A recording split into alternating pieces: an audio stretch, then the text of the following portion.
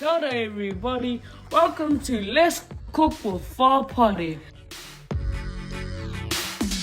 For food tip this week, we prepared two very simple dishes.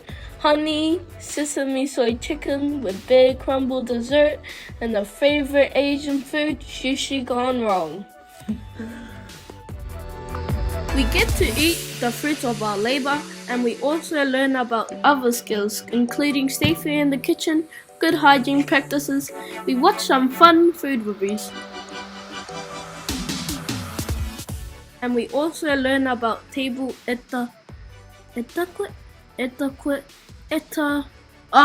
table manners.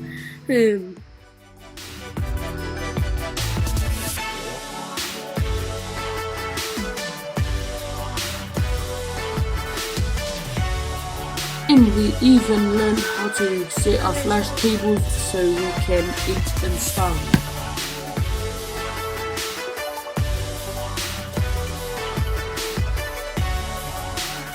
You can request a digital copy of our new recipe book by hitting up any Year 7 or 8 students. So, elbows off the table, don't eat with your mouth full of food, and scrub them hands before you hit the kitchen.